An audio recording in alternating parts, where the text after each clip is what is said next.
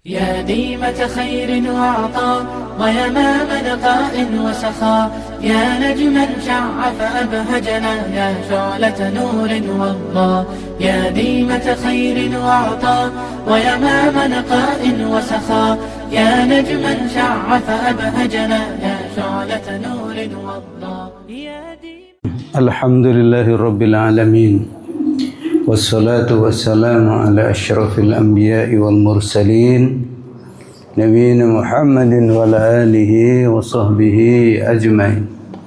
أشهد أن لا إله إلا الله وأشهد أن محمدا عبده ورسوله. Bapak, Ibu dan saudara-saudara sekalian, sejenak kita mengkaji firman Allah Subhanahu wa taala. Allah Subhanahu wa taala berfirman, "Wa aqimus salata wa atuz zakata warka'u ma'ar raki'in."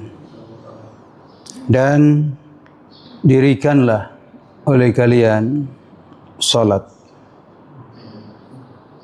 Wa atuz zakat, dan tunaikan zakat. Warka'u, dan rukuklah kalian ma'ar raki'in, bersama orang-orang yang rukuk.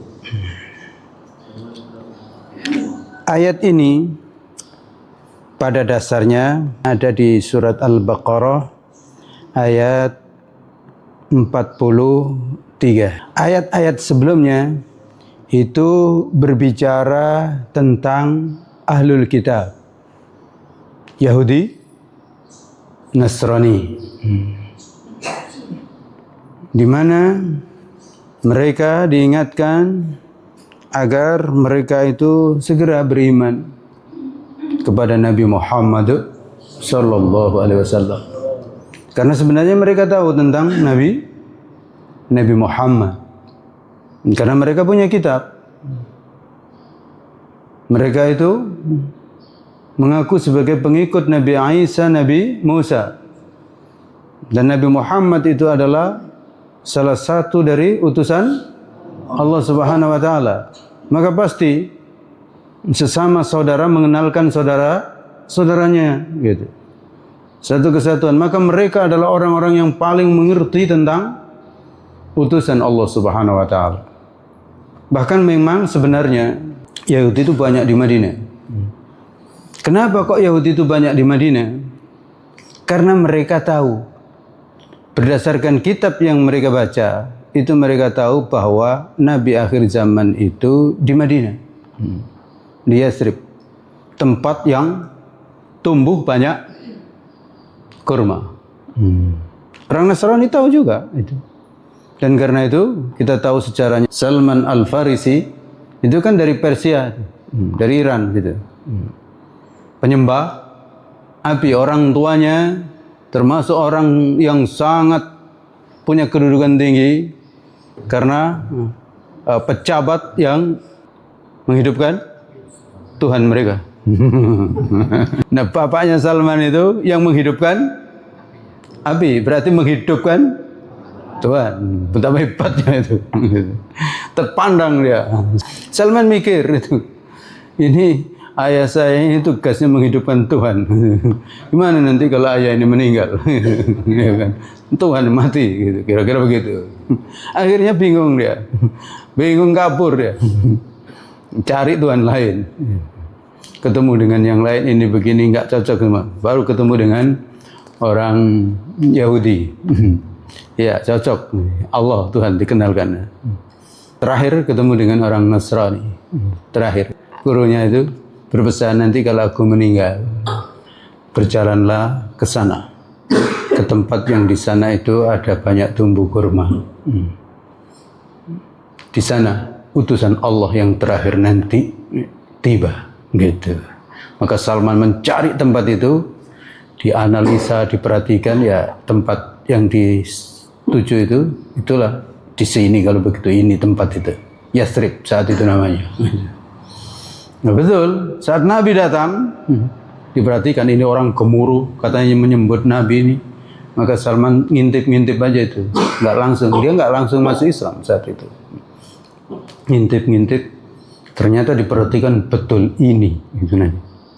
Maka dipeluk dan betul dilihat di pundaknya ada cap kenabian sesuai dengan yang ditunjukkan oleh gurunya. Maka Salman masuk Islam langsung di hadapan Nabi Muhammad sallallahu alaihi wasallam saat itu. Sementara yang lain kan sudah masuk Islam duluan. Salman nunggu dulu bukti itu. Nah begitu. Jadi orang-orang Yahudi, orang-orang Nasrani itu tahu. Maka Yahudi itu kenapa kok banyak di Madinah? Sebenarnya nunggu Nabi akhir zaman. Tapi sayang, nah di situ. Setelah Nabi datang, justru mereka banyak yang ingkar, nggak mau. Gitu, di sini. Jadi manusia itu ada yang ternyata tahu tapi ujungnya nggak mau. Nanti kita lihat apa faktornya. Tahu tapi tidak mau. Dia tunggu-tunggu tapi justru kemudian dia yang lari, tidak mau menjumpai dan tidak mau percaya. Padahal tahu. Gitu. Di sini. Maka Yahudi banyak di Madinah itu ceritanya. Kok banyak dia? Padahal orang Yahudi bukan orang Arab aslinya. Tapi ke situ. Ya zaman dulu kan biasa saja. Kemana saja kan nggak ada masalah, nggak pakai paspor kan? Gitu. Termasuk Belanda ke Indonesia kan begitu juga kan? Nggak pakai paspor kan? Datang aja kemana saja. Gitu. Ya, di situ. Nah, karena itulah di dalam Al-Quran banyak memberikan perhatian terhadap orang-orang Yahudi dan orang-orang Nasrani. Karena seharusnya mereka itu tahu. Maka Al-Quran membedakan ada dua tipe orang kafir. Innal ladzina kafaru min ahlil kitab. Sesungguhnya orang-orang kafir dari ahli kitab, Yahudi dan Nasrani. Kenapa mereka disebut kafir? Aslinya mereka nggak kafir. Tapi kenapa disebut kafir? Karena Nabi Muhammad datang dan mereka tahu itu Nabi, tapi mereka tidak percaya. Ingkar. Mereka mengintip Nabi akhir zaman, tapi setelah datang justru mereka ingkar. Ada, sebagian masuk Islam ada. Maka sahabat Nabi itu ada yang mantan Yahudi. Enggak apa-apa. Mantan ya Yahudi, mantan Nasrani ada. Sepupu Khadijah. Waraqah bin Nawfal. Itu Nasrani. Maka Nabi ketika awal-awal menerima wahyu dalam kondisi gundah, maka diajak, ayo kita ke salah satu keluarganya, sepupu Khadijah itu, Waraqah bin Nawfal. Betul, sampai di situ Nabi cerita begini-begini, langsung Waraqah itu tahu, hadan namus, itu adalah namus yang datang kepadamu. Artinya malaikat Jibril yang sebagaimana dulu pernah datang kepada Musa, pernah datang kepada Aisyah. Terus dia bersumpah, wallahi, demi Allah, andaikan aku punya umur panjang. Jadi tahu juga dia, andaikan aku punya umur panjang, nanti kamu diusir oleh kaummu, aku yang akan bela sampai mati. Gitu. Jadi tahu kalau Nabi nanti ternyata diusir dari Mekah, karena ada dalam kitabnya. Begitu. Tapi Waraqah tidak berumur panjang sehingga tidak tahu itu. Nabi Muhammad kaget juga. Loh, saya diusir. Gitu. Iya. Karena tidak ada nabi yang tidak diusir oleh kaumnya. Nabi kaget itu. Kok bisa mereka mengusir aku? Wong aku itu mereka cintai. Bapakku, keluargaku mereka mencintainya. Dan kami juga mencintai mereka. Bagaimana bisa terjadi mereka akan mengusir aku? Iya. Nabi kaget. Kaget. Tapi Waraqah sudah tahu. Nah di situ. Jadi ahlul kitab itu tahu. Tapi ternyata mereka ingkar. Karena itu dipanggil, disebut innal ladzina kafaru min ahlil kitab. Orang-orang kafir dari ahlul kitab. Ini agak dibedakan karena mereka betul-betul tahu. Dan adalah wal musyrikin, dan orang-orang musyrik. Orang-orang musyrik ini siapa? Orang-orang yang bukan Yahudi, bukan Nasrani. Enggak punya kitab. Gitu. Macamnya banyak sekali. Gitu. Macamnya banyak sekali. Ada yang nyembah patung. Patungnya banyak juga ragamnya. Ada yang menyembah lembu, musyrik gitu. Ada yang menyembah apa lagi? Nyi Roro Kidul. Nah itu musyrik juga itu. Itu. Ada yang bapak lebih? Matahari, iya ada. Menyembah matahari kan masih ada kan? Ada yang nyembah api, ada yang nyembah bulan, ada yang menyembah dewa Sri, ada. Di Jawa ada dewa Sri. Kalau di sini Sri itu penjual. Ada yang namanya Sri. Hati-hati ibu kalau di Jawa bahaya. Di dewa Sri, iya mas. Itu semua musyrikin atau musyrikun. Musyrik semua. Itu tipenya di Makkah. Kalau di Madinah banyak ahlul kitab. Kalau di Makkah tipenya tipe musyrikun. Karena Tuhannya banyak. Tuhannya banyak. Tapi yang di Mekah ini aneh.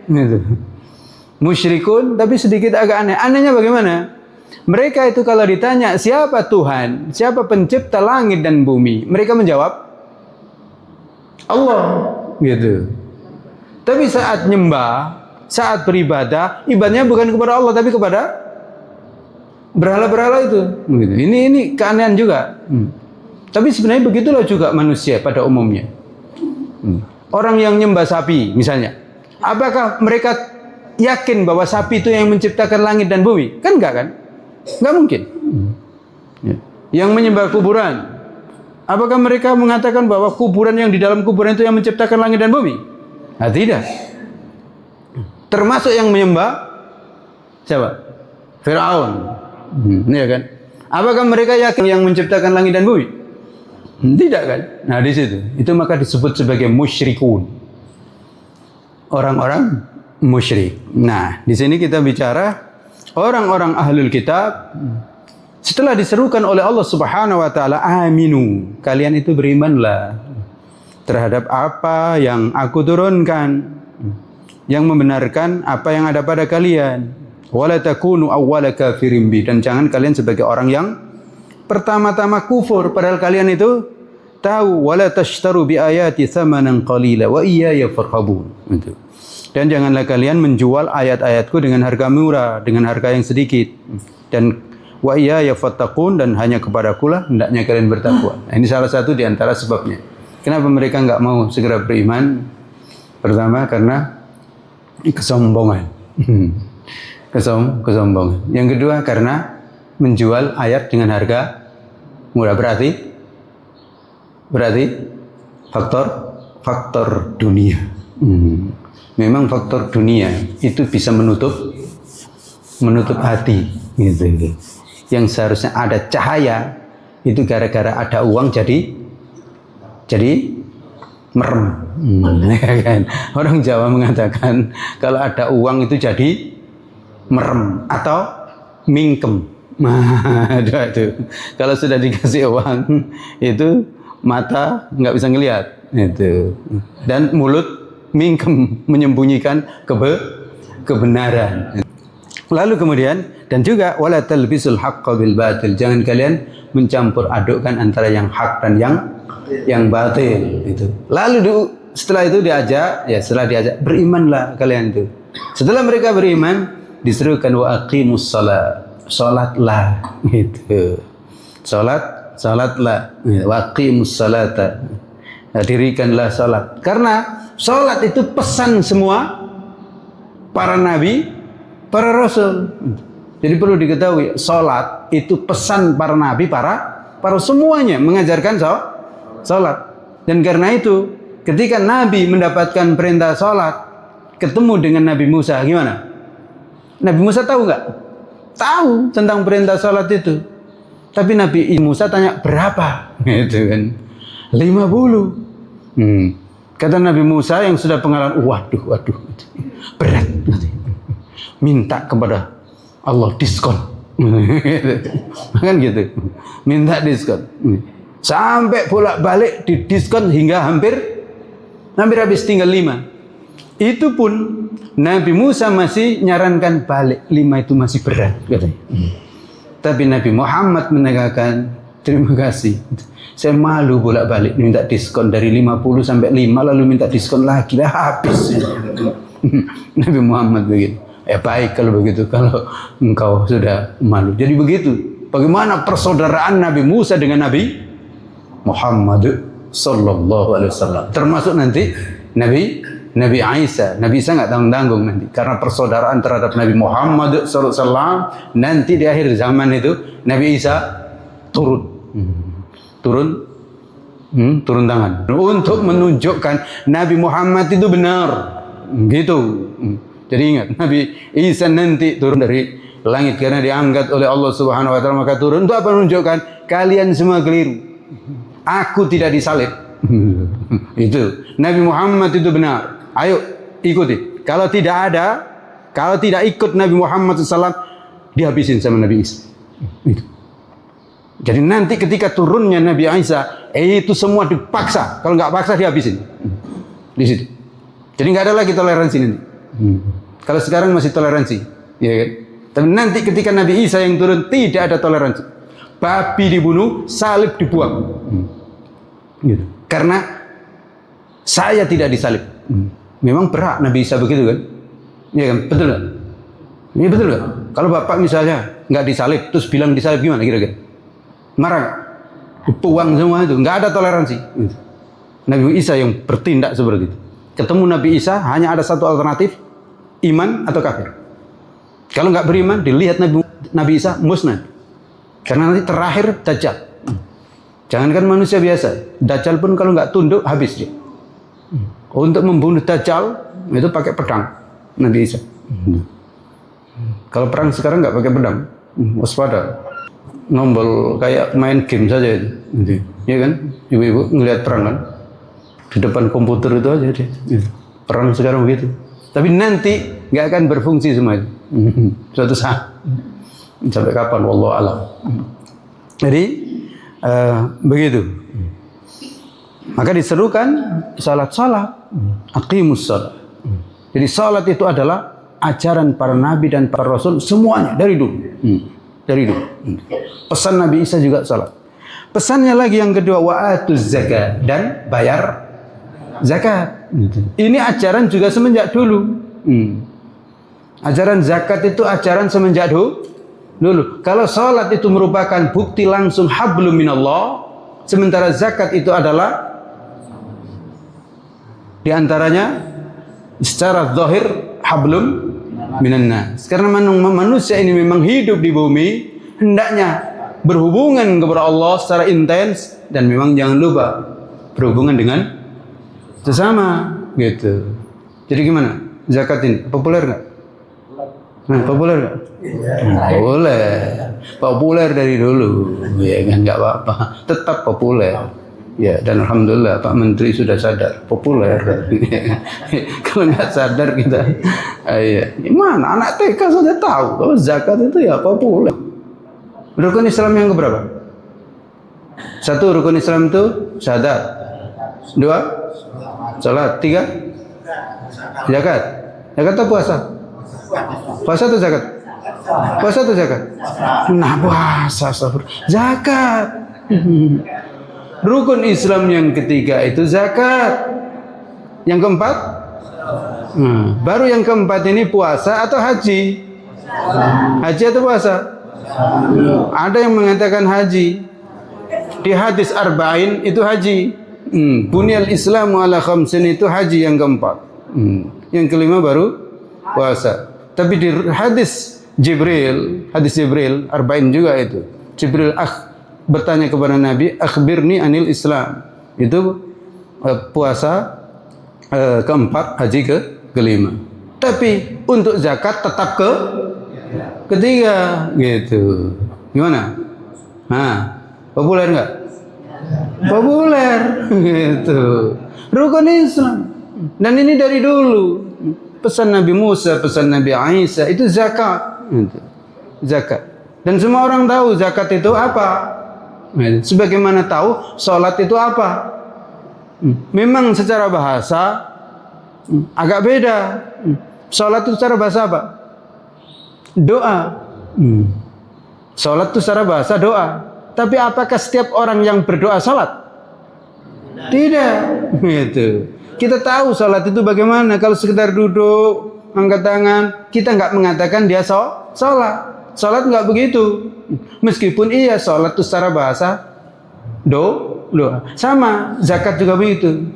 Zakat itu secara bahasa apa? Tumbuh atau bersih. Tapi apakah orang yang mandi disebut zakat?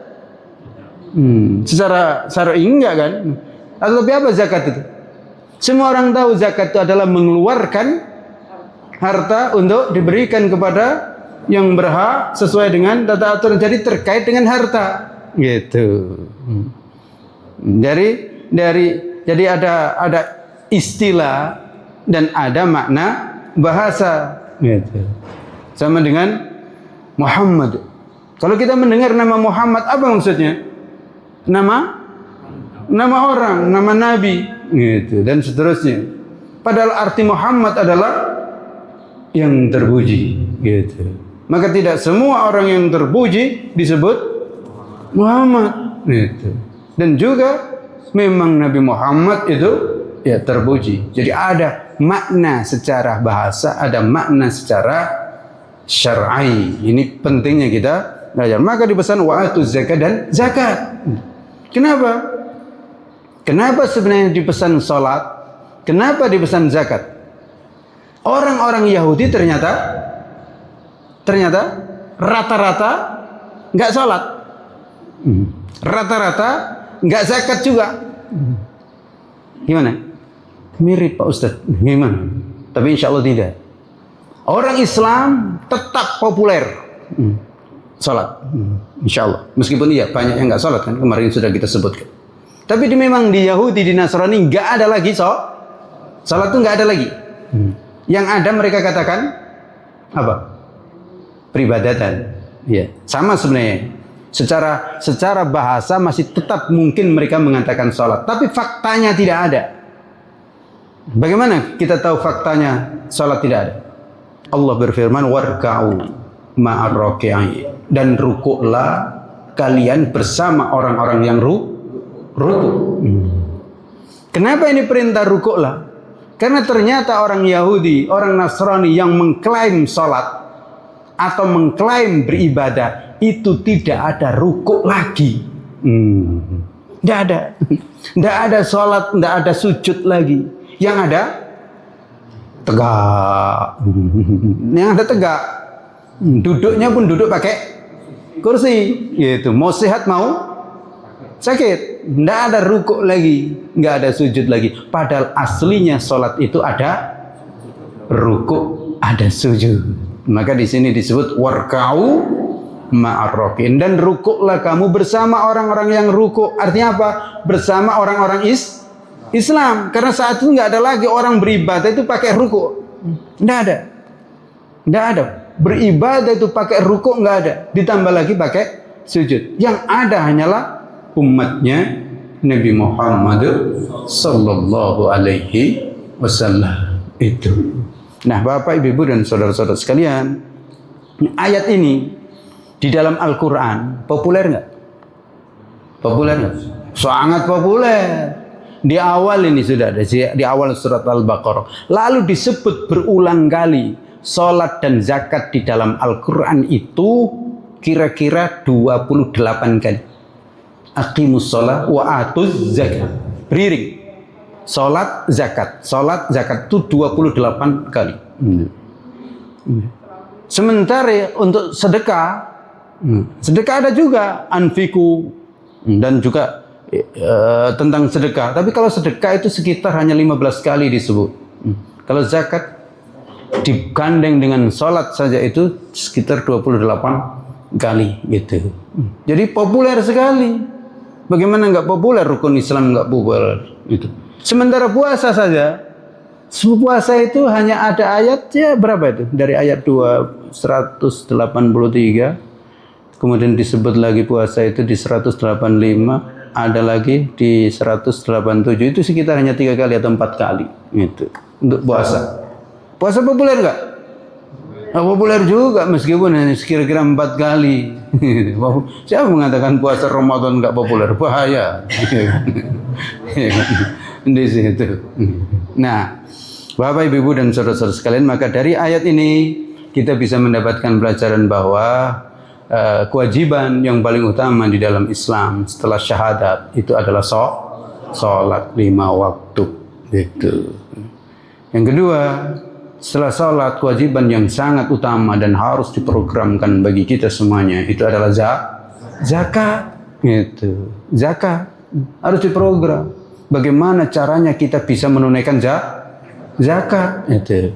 Nah, di sini memang zakat itu ada batas nisabnya yang wajib sekian. Secara umum kalau harta benda itu baru terkena zakat itu harta ya. Nanti kambing beda, pertanian beda gitu. Harta atau dagang itu nisabnya 85 gram emas itu. 85 gram emas. Dan ini waktu sampai setahun. Terkumpul sampai setahun, dikeluarkan 2,5% gitu. Itu nisab itu kita punya uang sekian baru terkena zakat gitu loh. Nah kalau harta itu kita punya uang, kita punya setahun, tapi kalau punya sehari nggak jadi gitu loh. Gitu. Begitu sebenarnya. Saya agak pelan-pelan ya supaya nanti nggak salah paham. 85 gram emas ini berapa kalau untuk ukuran sekarang? Karena kita rata-rata nggak punya emasnya kan? Ibu-ibu, ada berapa karat saja tingkatan emas itu? 24, terus 22, terus berapa lagi? Gimana? Nah, inilah persoalannya. Ibu-ibu juga nggak tahu emas itu berapa karat, maka sering kena tipu. Ini ya kan? Sukanya emas Jawa terus. Ibu saya dulu saja itu tahu. Ibu itu tahu. Ini emas 24 karat. Saya baru tahu belakangan. Ternyata Basnas. Nah, Basnas. Basnas sekarang itu menetapkan 85 gram emas itu bukan emas 24 karat. Tapi emas 14 karat. Ini Basnas nasional, Ustaz Syafuddin. Memang saya agak protes juga. Dari mana ketemunya kok bisa ditentukan 14 karat itu? Selidik punya selidik. Kalau ditentukan emas 24 karat itu besar sekali. Nggak ada orang zakat sekarang, gitu. Berarti sekitar berapa itu? 200 sekian juta, gitu. Nah makanya diturunkan jangan yang 24 karat kira-kira begitu, yang 14 karat saja. 14 karat itu harganya katanya sekitar 1 juta sekian, jadi terkenalah sekitar 97 juta. Nah, itu jadi siapa yang punya gaji 97 juta dalam setahun menurut Basnas wajib zakat gitu. Berarti sebulannya sekitar 7 jutaan. Nah itu dia. Nah, itu mikirnya di situ. Tapi saya tanya, ini dari mana? Nanti kalau emas terus naik lagi, berarti karatnya diturunkan lagi ya? Bisa emas bisa emas 10 karat nanti itu, saya bilang. Candaan saya begitu. Padahal aslinya yang naik itu emas atau yang turun itu rupiah. Aslinya emas itu nggak naik, nggak turun, standar dia.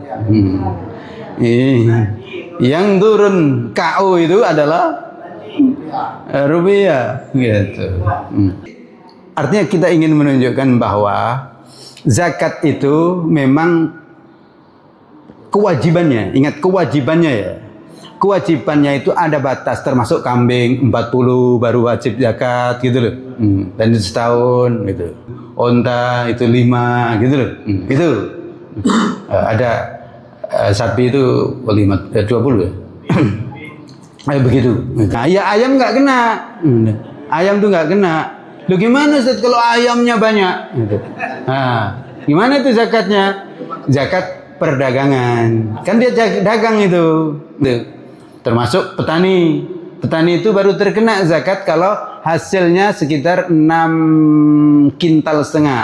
Gitu. Karena 600 kilo, 650-an kilo gitu. Ya.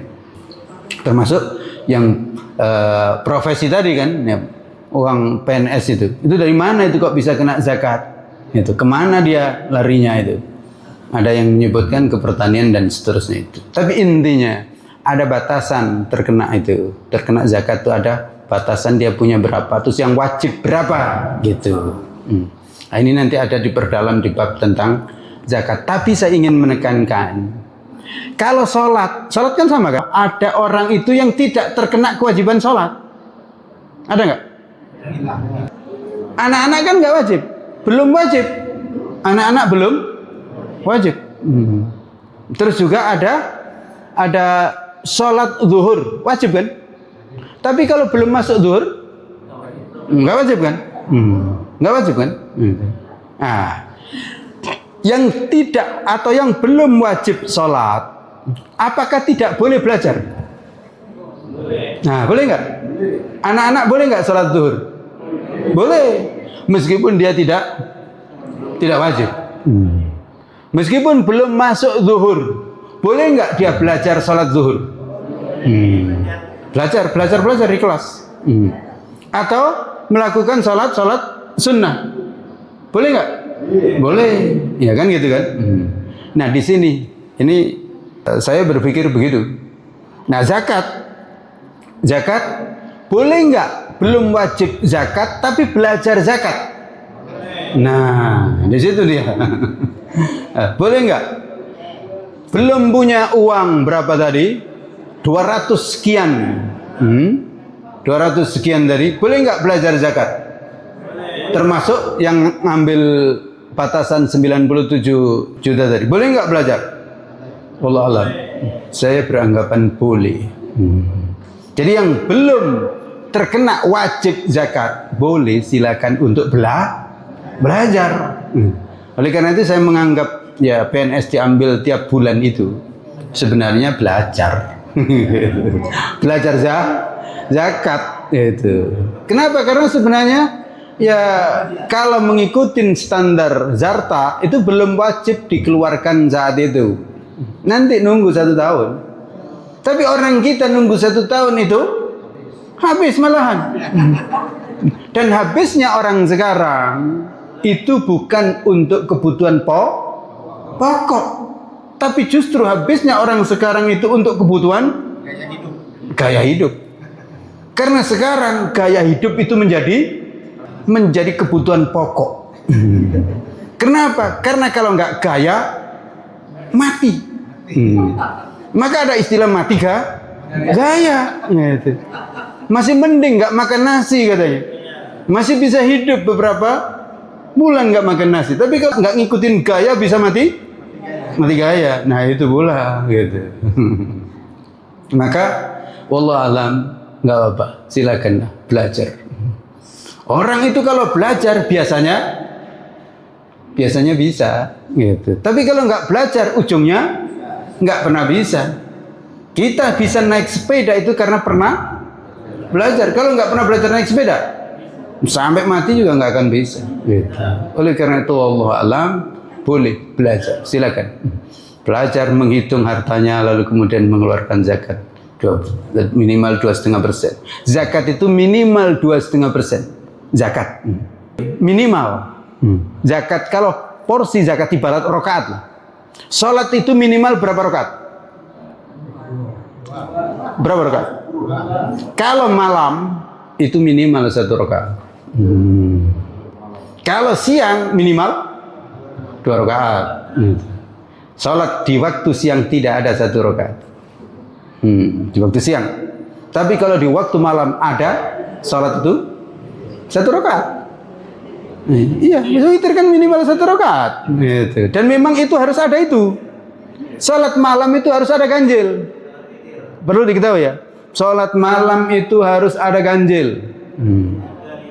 Sehingga jumlah keseluruhannya ganjil. Dan kalau tidak bisa kecuali hanya 1, maka nggak apa-apa 1. Karena Nabi mengatakan fa idza khifta fa'utir bil wahidah. Kalau kamu takut kesubuhan dengan subuh maka cukup 1 rakaat. Kalau 2 rakaat nanti terlalu makan waktu gitu. Itu bisa 1, tapi kalau duha tidak gitu. Relatif nggak ada batas ya, silakan. Kecuali apa yang sunnah-sunnah kan nggak ada batas. Tapi kalau zuhur ada batas. rakaat itu. Salat fardu ada batas. Batasnya sekian. Zuhur 4, jangan 5. 6 enggak boleh. Subuh 2, enggak bisa 4. Biar Pak Ustaz saya tambah 4. Enggak bisa. Di situ. Nah, kalau zakat sama seperti itu minimal 2,5%. Zakat maksimal 20%. Ada yang menemukan tiba-tiba uang tanpa beban, tanpa ini tiba-tiba dapat itu 20%. 20%. Pertanian itu minimal 5%. Kalau tak ada hujan nggak pakai biaya 10%, begitu. Nah, kalau belajar silakan. Belajar bisa saja kurang dari 2,5% kan. Tapi kalau mau betul-betul belajar minimal 2,5%, nggak apa-apa. Potong saja hasil yang kita dapatkan 2,5%. Terus insya Allah nanti sesuai dengan makna zakat akan tumbuh dan berkembang. Karena faktanya tidak ada orang itu bangkrut gara-gara zakat, infak dan sedekah. Kan nggak ada kan? Bangkrut gara-gara itu kan nggak ada. Dan memang infak dan sedekah ini ujungnya luas. Suami itu ngasih istri itu infak. Dan itu sedekah. Sama, istri ngasih suami itu sedekah. Padahal itu kewajiban. Ngasih senang saja itu sedekah itu. Apalagi ngasih uang, sedekah. Jadi bapak ngasih uang ke istri itu sedekah. Sedekah. Si makan sedekah. Nyekolahkan anak itu sedekah. Dan faktanya hampir tidak ada suami gara-gara ngasih belanja ke istri itu bangkrut. Ada nggak, Bu? Ada nggak? Yang ada adalah suami ngasih istri orang bangkrut. Iya nggak? Karena judi bangkrut. Tapi kalau untuk keluarganya, anaknya, insya Allah nggak ada bangkrut. Termasuk karena nyekolahkan anak. Ada nggak orang tua gara-gara nyekolahkan anak bangkrut? Ada nggak? Nggak ada. Tapi kalau untuk mancing bangkrut banyak. Memang saya tahu orang tua dulu di desa itu nyekolahkan anak habis uang. Dan memang luar biasa. Pokoknya anak sekolah sampai dijual rumah. Mondok kan anak. Sampai rumah dijual. Rumahnya bagus aslinya, terus kemudian mencukupkan diri dengan rumah kecil separuh. Tapi apakah betul bangkrut? Apakah betul bangkrut? Ujungnya tidak. Setelah anaknya jadi, Masya Allah, kembali lagi itu semuanya. Bahkan kemudian bisa haji, bisa ini, bisa itu. Iya, di situ. Itu. Ya, saya lihat sekarang punya mobil dan seterusnya ya. Dan terpandang. Anak-anaknya yang disekolahkan itu luar biasa. Itu hebat. Padahal awal sekolahnya itu kadang nggak bayar, kadang ini, tapi tetap sabar. Gak kayak orang sekarang kan, langsung pergi gitu aja. Itu ada. Tapi nggak bangkrut kan ujungnya kan. Tapi kalau betul-betul bangkrut gara-gara gila politik, ada nggak? Di sini inilah yang disebut dengan numu tadi. Numu bertumbuh dan berkembang. Berikutnya Bapak Ibu dan saudara-saudara sekalian, kita mendapatkan pelajaran di dalam sholat itu di antara rukun yang sangat penting adalah ruku. Maka disebut satu rakaat itu satu ruku. Kalau nggak dapat ruku, nggak dapat satu rakaat gitu. Ruku ini sangat penting. Berikutnya kita tahu bahwa sholat fardu itu utamanya berjamaah. Maka disebutkan warka'u ma'arrakin, rukuklah bersama dengan orang-orang yang rukuk. Jangan rukuk sendirian terus. Maksudnya apa? Jangan sholat sendirian terus, hendaknya bersama-sama gitu. Dan berikutnya kita tahu ajaran Yahudi dan Nasrani itu sudah banyak berubah. Sudah banyak berubah, sudah mereka rubah. Buktinya apa? Nggak ada lagi mereka itu yang sholat pakai rukuk dan sujud.